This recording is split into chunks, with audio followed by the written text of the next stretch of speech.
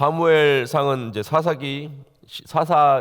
시대 이 끝부분에서 시작을 합니다.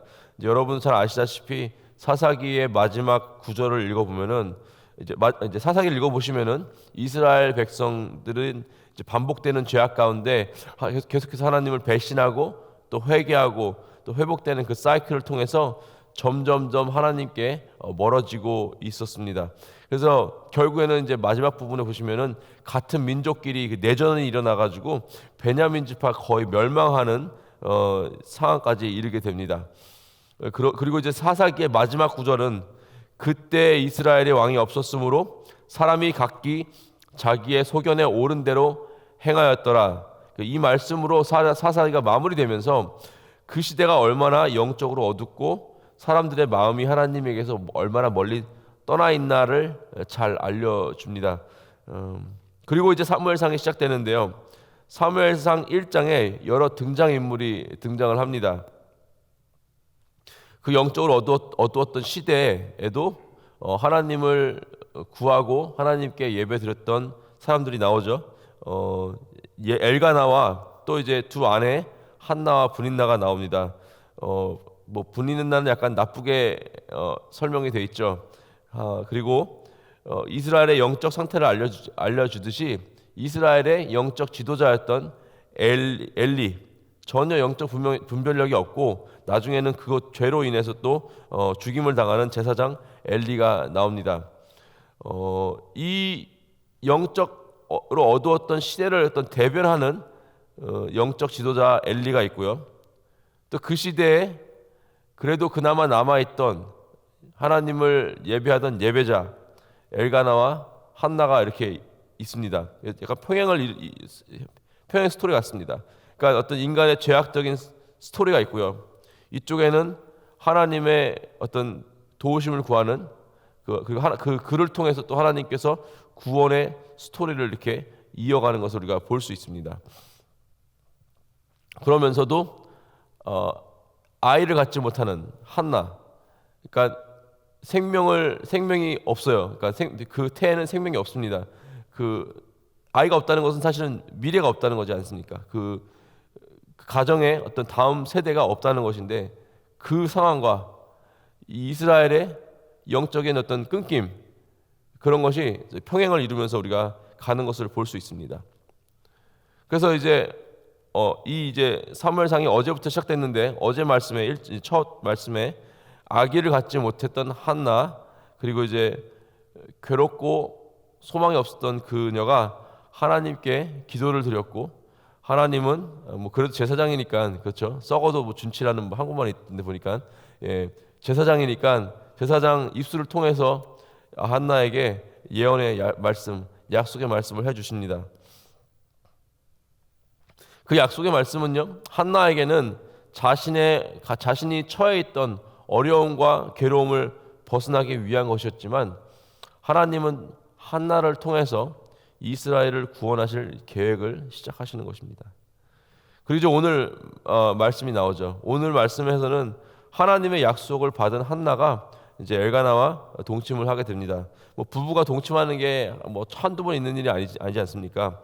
하지만 이제껏 소식이 없다가 드디어 한나가 임신하는데 성공을 했는데 그 이유가 바로 19절에 나와 있습니다. 19절 보시면 이렇게 나와 있죠. 그들이 아침에 일찍 일어나 여호와 앞에 경배하고 돌아가 라마의 자기 집에 이르니라. 엘가나가 그의 아내 한나와 동침하며 여호와께서 그를 생각하신지라. 여호와께서 그를 생각하신지라. 이 생각하다라는 단어는 이제 zakar라는 이제 히브리어 단어인데요. 하나님께서 당신의 구원의 역사를 사람을 통해서 이루실 때 사용되는 말씀입니다. 예를 들자면 창세기 8장 1절에 하나님이 노아와 그와 함께 방주에 있는 모든 들짐승과 가축을 기억하사. 출애굽기 2장 24절에 하나님이 그들의 고통 소리를 들으시고 하나님이 아브라함과 이삭과 야곱에게 세운 그의 언약을 기억하사. 근데 하나님이 이제 잊어버렸다가 맞다. 그래서 이게 기억나는 게 아니라 하나님은 늘 알고 계셨고 늘 주시하고 계십니다. 우리의 머리카락 개수도 다 세신다고 이제 누가복음에 나와 있죠. 인간의 입장에서는 하나님이 생각하신다, 그러니까 기억나신 것처럼 표현할 수도 있겠지만, 하나님은 그분이 정하신 그때 한나가 기도를 하게 하시고 한나의 기도를 통해 그에게 아들을 낳게 해주셨습니다. 또 그 아들로 인해서 이스라엘의 영적 어두움 속에서 구원하는 역사를 시작하십니다. 그렇게 본다면요, 한나는 이 분인나 때문에 한나가 분인나 때문에 괴로움을 겪고 있을 때도 역시 보고 계셨다는 것을 우리가 알 수 있습니다. 물론 이제 결과론적으로 해석하는 거긴 하지만 분인나가 없었다면은 한나는 그 자리에서 주님 앞에서 그렇게 간절히 기도하지도 않았을 것입니다. 사랑하는 성도 여러분, 우리 삶 가운데 정말 괴로운 일들, 또 때로는 풀리지 않는 문제들이 있습니다. 그렇죠?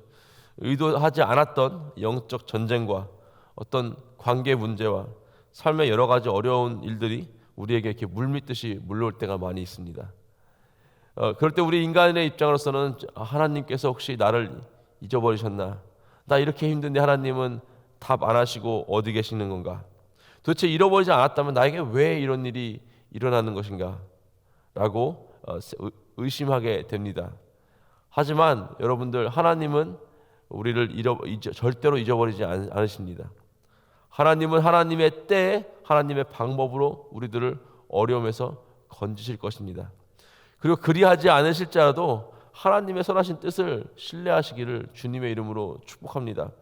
왜냐하면 하나님은 선하시기 때문에 주님께서 허락하시는 모든 일들은 하나님의 그 선하신 그 뜻 안에 하나님의 영광을 위해서, 또 그 영광을 바라보는 우리들의 기쁨을 위해서 하나님께서 반드시 역사하시기 때문입니다.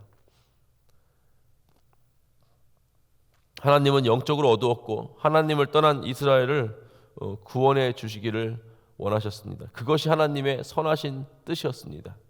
한나를 통해서 이스라엘을 구원할 구원자가 태어나게 하셨죠.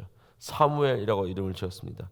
한나는 자신이 그토록 원하던 자녀를 얻었고, 그것도 이제 대를 잇는 아들이지 않았습니까? 그런데도 불구하고 하나님께 서원한 것이 있었기 때문에 그것을 지키기로 결단을 합니다. 사실 이제 사무엘이 한나의 아들만은 아니죠, 그렇죠? 엘가나의 아들이죠, 사실은. 근데 이런 중요한 결단은 사실은 엘가나가 나서서 해야 되는데, 이 한나가 하나님께 간구하고 한나가 하나님께 서원한 것이기 때문에 가장이었고 아버지였던 엘가나도 하나님의 그 주권 앞에 무릎을 꿇는 것을 우리가 볼 수 있습니다. 여기서 엘가나가 한나에게 이렇게 얘기하죠. 23절에 그의 남편 엘가나가 그에게 이르되 그대의 소견에 좋은 대로 하여 그를 젖대기까지 기다리라. 오직 여호와께서 그의 말씀대로 이루시기를 원하노라 하니라. 이 여자가 그의 아들을 양육하며 그가 젖대기까지 기다리다가. 이 사사기의 마지막에도 제가 말씀드렸듯이 사람들이 자기의 소견에 옳은 대로 하였다라고 나와 있고요.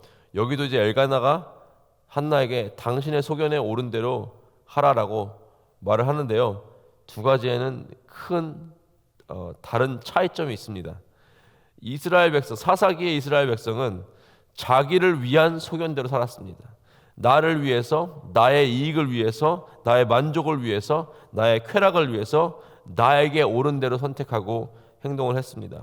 하지만 한나의 소견은요, 하나님께 어떻게 하면 더 온전하게 순종을 할까? 어떻게 하면 이 상황 가운데서 하나님과의 약속을 더 내가 신실하게 지킬까를 고민하기 위한 소견이었습니다. 한나의 소견은 앞으로 하나님의 전에 내가 드려야 되는데, 우리 사무엘을 드려야 되는데, 이 사무엘을 그 짧은 순간 동안, 저 때까지 3년에서 5년 걸렸다 그러는데, 그 어린 아이를 가르치고 준비시켜서 하나님께 더 귀하게 쓰임 받도록 하는 것이었습니다. 그래서 출산을 하고 사무엘이 젖을 뗄 때까지 한 3년에서 5년 정도를 사무엘을 키우면서 어린 나이에 부모 없이 살 수 있을 정도로 준비를 시켰습니다. 우리가 하는 모든 행동과 우리의 모든 결정이 우리가 주님의 음성을 막 듣고 확인하고 하지 않습니다. 그렇죠? 우리가 하는 모든 게 그러지 않습니다.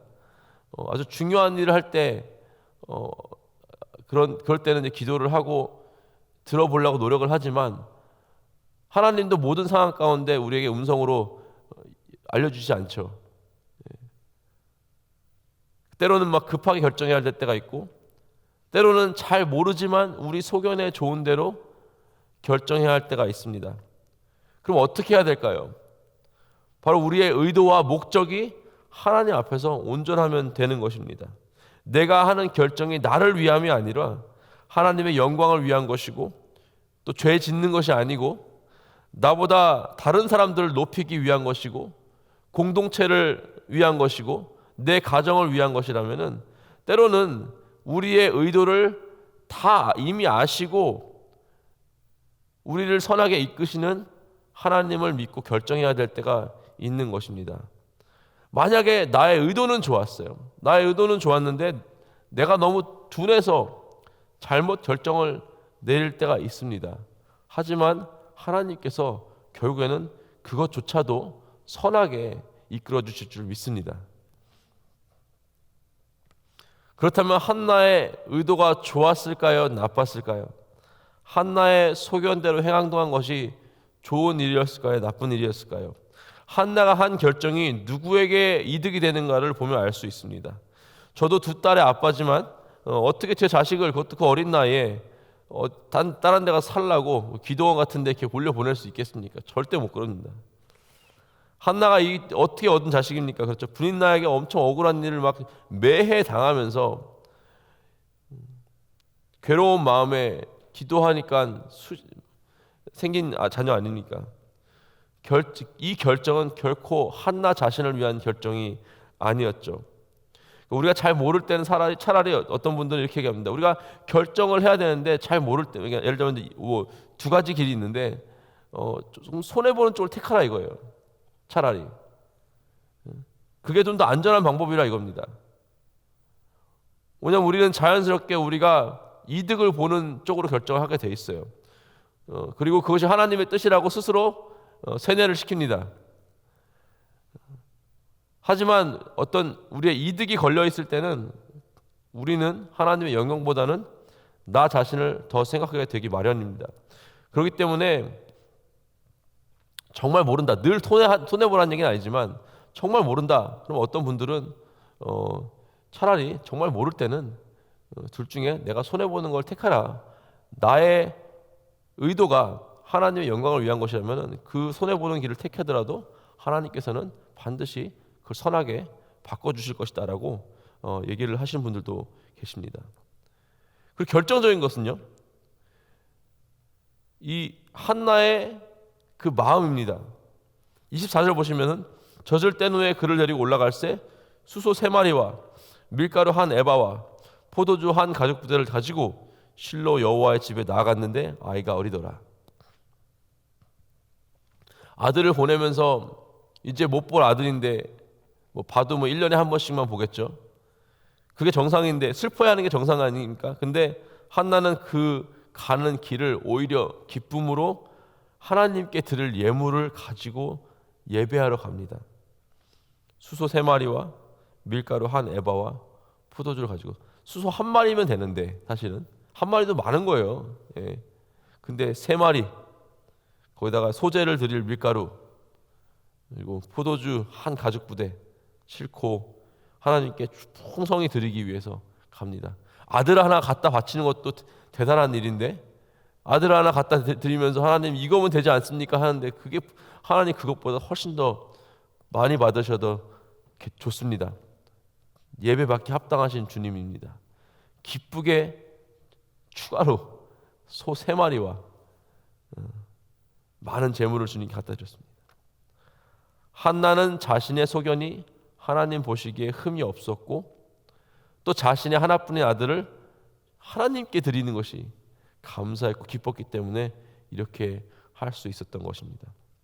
그래서 우리가 때로는 손해보는 결정을 한다 하더라도 그것이 하나님의 영광이 되는 것이라면은 우리 마음 가운데 기쁨과 감사가 있어야 될 줄 믿으시기 바랍니다. 그리고 또 오늘 스토리에서 가장 중요한 거는 이제 크라이스트 커넥션이라고 합니다. 크라이스트 커넥션. 예수님을 발견하는 순간이죠. 자신의 하나밖에 없는 아들을 바치는 그 한나의 모습 속에 온 세상을 죄와 사망에서 구원하시기 위해서 우리에게 하나밖에 없는 아들을 예수 그리스도를 주신 아버지 하나님의 은혜와 사랑을 발견하게 됩니다. 한나는 사무엘을 바쳤지만 사무엘은 그냥 잘 자라나가지고 이스라엘을 위한 위대한 일을 하죠. 하지만 예수님은 십자가의 죽으심으로써 주를 믿는 모든 자를 살리는 구원자가 되셨습니다. 오늘 하루 말씀을 묵상하시면서 첫 번째는 혹시 우리가 겪고 있는 어려움 가운데서 우리를 잊지 않으시고 하나님의 때에 하나님 방법으로 역사하시는 주님을 온전히 따르고 의지하기를 원합니다.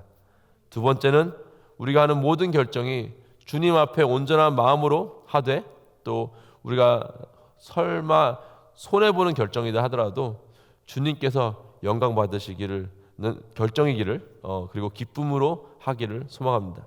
그리고 우리를 위해서 십자가에 죽으신 예수 그리스도의 은혜와 그 아들을 땅에 보내신 하나님의 그 사랑을 오늘 아들을 성전으로 보내는 한나의 삶을 통해서 우리가 한 번 더 느끼고 또 감사하며 그 사랑을 묵상하기를, 그 십자가의 사랑을 묵상하기를 주님의 이름으로 축복하고 기도합니다.